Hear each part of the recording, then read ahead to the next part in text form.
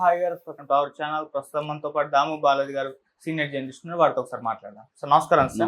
Sir Jaganmohan Reddy గారు coterie దాటి బయటకు వస్తే తప్పితే ఆయనకు రాజకీయ భవిష్యత్తు ఉండదు, ఈ కోటరీలో ఉన్న వాళ్ళే ఆయన ముంచేస్తారు అని చెప్పేసి మొన్న రీసెంట్ గా విజయసాయి రెడ్డి గారు కామెంట్స్ చేశారు కదా. ఇప్పుడు ఒక చర్చ అయితే జరుగుతుంది. అసలు ఈ కోటరీ అంటే ఏంటి, ఈ కోటరీలో ఎవరున్నారు? విజయసాయి రెడ్డి గారేమో తను ద్వితీయ శ్రేణి కోటరీలో ఉన్నారని చెప్పుకుంటున్నారు.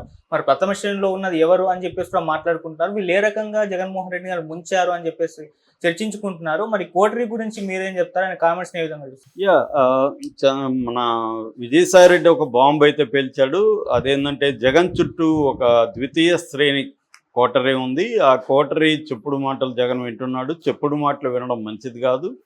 ఈ కోటరీ ఉన్నంత వరకు జగన్కి కష్టాలే. కోటరీ నుంచి బయటకు వచ్చి ఆయన చేస్తే ఆయనకి భవిష్యత్తు ఉంటుంది, లేకపోతే కష్టకాలం ఉంటుంది. ఇంతకంటే నేనేం చెప్పలేనని నేను మాట్లాడాడు.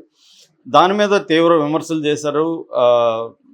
అమర్నాథ్ రెడ్డి కానీ, కాకాని గోవర్ధన్ రెడ్డి కానీ, పీజేఆర్ సుధాకర్ ఎక్స్ఎమ్మెల్యే వీళ్ళందరూ కూడా తీవ్రంగా విజయసాయి రెడ్డి మీద, ఎందుకంటే అధికారంలో ఉన్నప్పుడు మాత్రం ఇవన్నీ మాట్లాడలేదు. అధికారంలో ఉన్నప్పుడు ఆయన కూడా పదవులు అనిపించాడు. 10 ఏళ్ళు పైన 12 ఏళ్ళు ఉన్న రాజ్యసభ సభ్యత్వాన్ని ఇచ్చాడు జగన్. అనేక పదవులు ఇచ్చాడు ఈయనకి. ఈయన ఒకప్పుడు కోటరీలో ఉన్న మనిషే కదా. అప్పుడు మరి ఎందుకు మా కోటరీ కరెక్ట్ కాదని మాట్లాడలేదు. ఇప్పుడు అధికారం పోయిన తర్వాత మాట్లాడుతున్నాడు. ఇప్పుడు మళ్ళీ కానీ జగన్ గెలుచుంటే ఈయన ఇలా మాట్లాడేవాడా అనేది వాళ్ళు అడుగుతున్నారు. అయితే ఇక్కడ చాలా చర్చ స్టార్ట్ అయింది అసలు. ఎందుకంటే ఇది ఒక రకంగా పిల్లికి గంట కట్టడం అంటారు. అంటే లోపల జరుగుతున్న చర్చని బయటికి తీసుకొచ్చాడు ఈయన.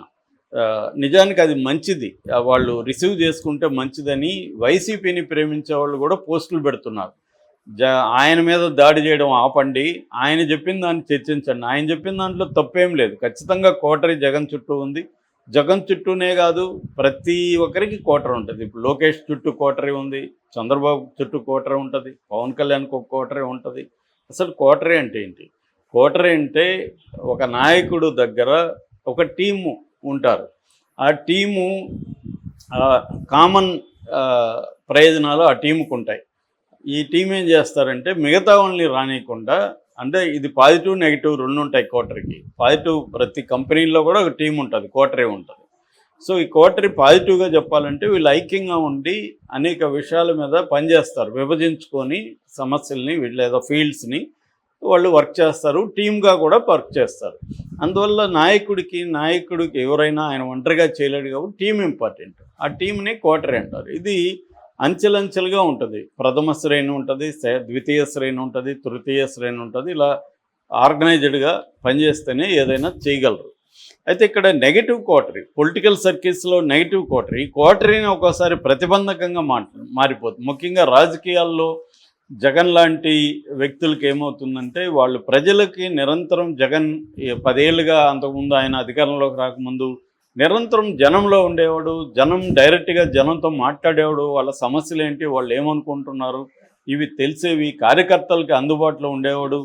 అది కోటరీని పెట్టుకోవడంతో వీళ్ళు జగన్కి ప్రజలకు మధ్య ఒక అడ్డుగోడలాగా ఉండిపోయారు. కోటకి ముందు కందకం అంటారు. ఆ కందకం లాగా వీళ్ళు ఉండిపోయి జగన్కి ప్రజలకు మధ్య అడ్డుగోడ అయిపోయారు.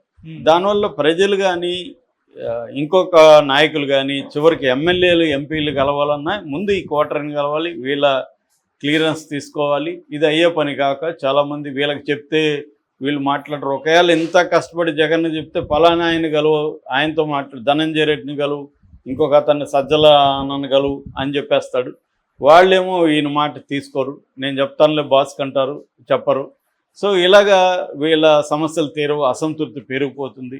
ఇలాగే ఎప్పటి నుంచో, ఇది ఎప్పుడో కాదు, నాకు ఈ విషయాలు చాలామంది ఎంపీలు ఎమ్మెల్యేలు చెప్పారు. ఎప్పుడు లాంగ్ బ్యాకే, అధికారంలో ఉన్నప్పుడే.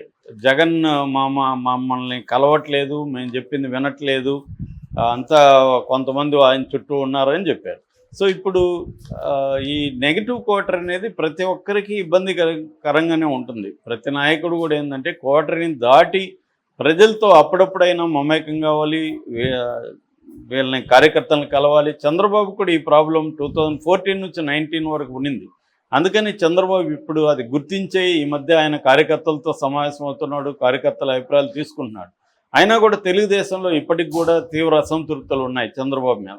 ఇక పవన్ కళ్యాణ్ అంటే ఆయనే సర్వస్వం. ఆయన ఇంకా కోటరీ మాట వింటాడో లేదో తెలియదు, కానీ కోటరీ కూడా ఆయనకి తక్కువే ఉంటుంది. ఫైనల్గా ఆయన నిర్ణయాలే.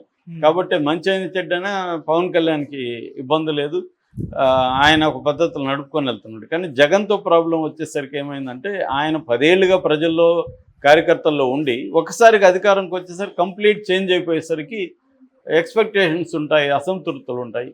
అది ప్రాబ్లం. ఇప్పుడు కూడా ఆయన పేరుకైతే తాడేపల్లి ఇంటిని కార్యాలయంగా మార్చాడు, కానీ ఇప్పుడు కూడా ప్రజలు కార్యకర్తలు వెళ్తే డైరెక్ట్గా కలిసే పరిస్థితి లేదు. పోలీసులు అడ్డుకుంటున్నారు, నాయకులు ఎవరైనా రికమెండ్ చేయాలి.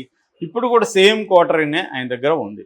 సో ఇప్పుడు చర్చ ఏంటంటే ఎవరు ఈ క్వార్టరీ అని డిస్కషన్ వస్తుంది. ఇందులో ప్రథమ శ్రేణి క్వార్టరీ ముందుగా చూద్దాం. ప్రథమ శ్రేణి క్వార్టరీలో ఒకప్పుడు విజయసాయిరెడ్డి కూడా ఉండేవాడు, ఈయన కూడా క్వార్టర్లో ఉండేవాడు. ఆ మేరకు వాళ్ళ విమర్శలు కరెక్టే. ఈయన ఒకప్పుడు క్వార్టర్లో ఉండి ఇప్పుడు క్వార్టరే అంటాడే అనేదంటే అవును, మరి క్వార్టర్ వల్ల నష్టం జరిగిందనేది ఆయన గ్రహించి చెప్తున్నాడు. సో ఆయన ఏ ఉద్దేశంతో చెప్తున్నాడు అనేది పక్కన పెట్టి ఆయన చెప్పిన దాంట్లో వాస్తవం ఉంటే మనం దాన్ని పరిష్కరించుకోవాలి కదా అనేది వైసీపీలో చాలామంది చెప్తున్నారు. నిజానికి విజయసాయిరెడ్డి బయటపడి చెప్పకముందే ఎప్పటి నుంచో ఫేస్బుక్లో, ట్విట్టర్లో, అంటే ఎక్స్లో పోస్టులు పెడుతున్నారు. సో ఈయనకి ప్రథమ స్థాయిలో ఒకప్పుడు విజయసాయిరెడ్డి ఉండేవాడు, వైవి సుబ్బారెడ్డి, పెద్దిరెడ్డి రామచంద్రారెడ్డి, వాళ్ళ కొడుకు మిథున్ రెడ్డి, తర్వాత సజ్జల రామకృష్ణారెడ్డి, మాజీ ఐఏఎస్ ధనంజయ రెడ్డి. వీళ్ళు ప్రధానంగా ప్రథమ శ్రేణి క్వార్టరీ, అంటే ఫస్ట్ దీంట్లో వీళ్ళు ఉంటారు. సెకండ్ దీనికి వచ్చేసరికి కమ్యూనికేషన్ సలహాదారుడు జీవీడి కృష్ణమోహన్. ఈయన ఒకప్పుడు ఈనాడు ఎడిటోరియల్ పేజ్ చూసుకున్నాడు, తర్వాత ఇక్కడ చేరాడు. అట్లాగే జగన్ క్యాంపు కార్యాలయానికి సంబంధించిన పిఏ కె నాగేశ్వరరెడ్డి, ఈయన్ని కేఎన్ఆర్ అని పిలుస్తారు. ఈయన కూడా సెకండ్ దీంట్లో రంగులో ఉంటాడు. అట్లాగే వైసీపీ మీడియా ఇన్ఛార్జి ప్రధాన కార్యదర్శి పూడి శ్రీహరి, అట్లాగే ఆరోగ్యశ్రీ ట్రస్ట్ స్పెషల్ ఆఫీసర్, సీఎంకి కూడా స్పెషల్ పిఏ ఆయన డాక్టర్ హరికృష్ణ, అట్లాగే సీఎంకి ప్రోగ్రామ్స్ని కోఆర్డినేట్ చేసే ఎమ్మెల్సీ తలశిల రఘురాం, ఆయన ప్రజెంట్ ఎమ్మెల్సీగా ఉంటున్నాడు. అట్లాగే గుంటూరు జిల్లా వైసీపీ నాయకుడు లేళ్ల అప్పిరెడ్డి, అట్లాగే చిత్తూరు జిల్లా నాయకుడు ఇప్పుడు ఒంగోలు ఇన్ఛార్జి చెవిరెడ్డి భాస్కర్ రెడ్డి. వీళ్ళు సెకండ్ ఇది అనమాట. సో విజయసాయిరెడ్డి చెప్పిన ఉద్దేశం ఏంటంటే ఈ ఫస్ట్ స్థాయి వాళ్ళని దాటి జగను ఈ సెకండ్ రంగ్ వీళ్ళు ఉన్నారు కదా, ద్వితీయ శ్రేణి కోటరీలోకి బందీ అయిపోయాడు అనేది విజయసాయిరెడ్డి ఆరోపణ. అంటే ఫైనల్గా ఆయన ఇంకా మనం డీప్గా అర్థం చేసుకుంటే ఆయనను పక్కన పెట్టాడు జగను. ఆయన మాట వినడం మానేశాడు, వీళ్ళ మాట వింటున్నాడు. ఒక చెవిరెడ్డి భాస్కర్ రెడ్డి, ఒక తలశిల రఘురాము, ఇలాంటి వాళ్ళ మాట వింటున్నాడు, కానీ నా మాట వినట్లేదు అనేది ఆయనకి ఆక్రోశం. అంటే ఆయన మనసులో చోటు పోయింది అనేది ఆయనది. సరే, ఆయనది పక్కన పెడితే ఇప్పుడు ఈ కోటరీల వల్ల ఏమవుతుందంటే మిగతా నాయకులు జిల్లాల్లో పనిచేస్తారు గట్టిగా, వాళ్ళకి ఒక సమస్యలు వస్తాయి, అక్కడ జగన్ దగ్గరికి మాట్లాడాలనుకొని వస్తారు, వాళ్ళు ఈ కోటరీతో బందీలు అయిపోతారు. వాళ్ళు రఘురామ్తో మాట్లాడాలి, లేకపోతే చెవిరెడ్డితో మాట్లాడాలి. వీళ్ళ ప్రయోజనాలు ఉంటాయి, వీళ్ళేమో పార్టీ ప్రయోజనాలు. వీళ్ళల్లో చాలామందికి ఇప్పుడు ఆయన సజ్జల లాంటి వాళ్ళకి ప్రత్యక్ష రాజకీయాలతో అనుభవం కూడా లేదు. ప్రత్యక్ష రాజకీయాలు వేరు, థియరాటికల్ అండర్స్టాండింగ్ వేరు. నువ్వు ఎన్ని పుస్తకాలు చదివి ఎన్ని జరిగినా నువ్వు గ్రౌండ్ లెవెల్లో పనిచేస్తుంటేనే నీకు విషయాలు కరెక్ట్గా అర్థమవుతాయి. న్యూయాన్సెస్ అంటారు, ఆ న్యూయాన్సెస్ తెలుస్తాయి. సో అప్పుడు అక్కడ ఎటువంటి ఇబ్బందులు ఉన్నాయి కార్యకర్తలకి. సో ఈ వాలంటీర్ల వల్ల కార్యకర్తలు అంతా కూడా దూరం అయిపోయారు. అంటే జగన్ ఏంటంటే తను ఒక ఒంటి స్తంభం మేడ అంటారు, అటువంటి ఒక ఒంటి స్తంభం మేడలో ఉండిపోయాడు. జగన్ వర్సెస్ జనం, నేను బటన్ నొక్కుతా, జనానికి డబ్బులు ఇస్తా, జనాలు నాకు ఓటిస్తారు. ఇంత సింప్లిస్టిక్ దీంట్లోకి జగన్ వెళ్ళిపోయాడు. అంత సింపుల్గా ఉండదు వ్యవహారం.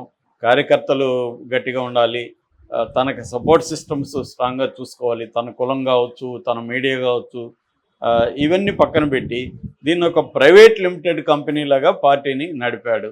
ప్రైవేట్ లిమిటెడ్ కంపెనీ ఎలా ఉంటుందో అలాగే ఆలోచించాడు తప్ప పొలిటికల్ పార్టీ లాగా నడపలేదు అనేది ఆయన మీద విమర్శలు. అది చర్చ అయితే జరుగుతుంది. ఇప్పుడు కూడా జగన్ మారట్లేదు, ఇప్పుడు కూడా సేమ్ అదే కంటిన్యూ చేస్తున్నాడు. పైగా కళ్ళు మూసుకోండి 4 ఏళ్ళు అయిపోతే మళ్ళీ మనమే వస్తున్నాం, అట్లేమో సింపుల్గా రాదు. మళ్ళీ అదే సింపుల్ దీంట్లో ఉన్నాడు తప్ప